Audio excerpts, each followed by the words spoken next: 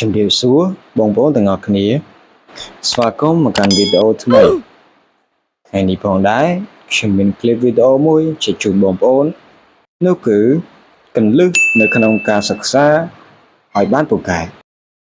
ខ្ញុំមានធីបចំនួន8ទី1កំណត់គោលបំណងច្បាស់លាស់ជាដំបូងអ្នកត្រូវដឹងថាតើអ្នកកំពុងសិក្សាដើម្បីអ្វីអ្នកសិក្សាដើម្បីប្រឡងឬក៏អ្នកសិក្សាដើម្បីចង់បានជំនាញមួយឬក៏អ្នកសិក្សាដើម្បីជួយសម្រួលដល់ការងាររបស់ខ្លួនឧទាហរណ៍ថាអ្នកត្រូវតែចេះដាក់គោលដៅប្រចាំថ្ងៃឬក៏ប្រចាំសប្តាហ៍នៅក្នុងមួយថ្ងៃអ្នកអាចសិក្សាមុខវិជ្ជាមួយរយៈពេល1ម៉ោងឬក៏កន្លះម៉ោងទៅតាមកាលវិភាគឬក៏គោលដៅដែលអ្នកបានដាក់ 2. រៀបចំកាលវិភាគសិក្សាកាលវិភាគសិក្សាគឺមានសារៈសំខាន់ណាស់សម្រាប់ការសិក្សាឲ្យបានពូកែមានន័យថាអ្នកចេះបែងចែកពេលវេលាឲ្យបានសមរម្យអ្នករៀន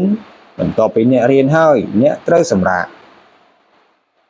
មានកម្លាំងហើយគឺអ្នកត្រូវតែរៀនបន្ត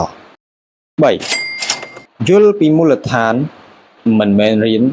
លើមុខជំនាញណាមួយដើម្បីតែចងចាំនោះទេគឺអ្នកត្រូវរៀនយល់ដឹងពីគោលការណ៍សំខាន់និងប្រើគំនិតដើម្បីវិភាគមិនមែនរៀនដើម្បីតែចងចាំនោះទេ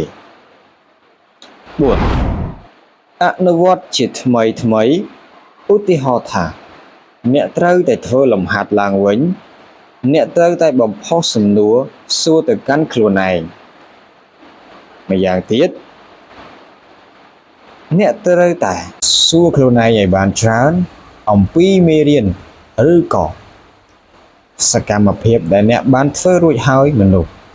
5. សួររកជំនួយអ្នកអាចសាកសួរមិត្តភ័ក្តិឬក៏លោកគ្រូអ្នកគ្រូមិនតែប៉ុណ្ណោះឬក៏អ្នកអាចចូលរួមក្នុងក្រុមដើម្បីធ្វើការសិក្សា 6. ប្រើប្រាស់បច្ចេកវិទ្យាជួយសិក្សា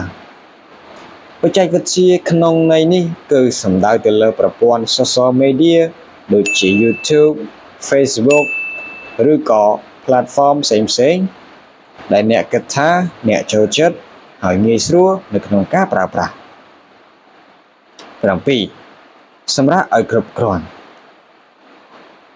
ការសម្រាកគឺជាកត្តាដ៏សំខាន់មួយនៅក្នុងការសិក្សាឲ្យបានល្អផងដែរកាលណាអ្នកគេងបានគ្រប់គ្រាន់ក្នុងមួយថ្ងៃបាន7ទៅ8ម៉ោងនឹងធ្វើឲ្យសុខភាពរបស់អ្នកកាន់តែរឹងមាំល្អហើយការសិក្សារបស់អ្នកក៏កាន់តែល្អទៅតាមនោះដែរ 8. ថែរក្សាចិត្តជាចាំបាច់នៅក្នុងចំណុចទី8នេះគឺពិតជាមានសារៈសំខាន់ខ្លាំងណាស់សម្រាប់អ្នកសិក្សាគ្រប់រូបគឺអ្នកត្រូវតែជឿជាក់លើខ្លួនឯងមានវិន័យនៅក្នុងការអនុវត្តហើយអ្នកមិនត្រូវបោះបង់នៅពេលដែលអ្នកជួបបញ្ហានោះទេហើយវីដេអូរបស់ខ្ញុំក៏បានដល់ទីបញ្ចប់ប្រសិនបើបងប្អូនមានគំនិតឬក៏យោបល់បែបណាសូមបញ្ចេញនៅក្នុង comment ខាងក្រោមដើម្បីចែករំលែកមកកាន់ខ្ញុំផងអរគុណជម្រាបលាយើងនឹងជួបគ្នានៅវីដេអូក្រោយទៀត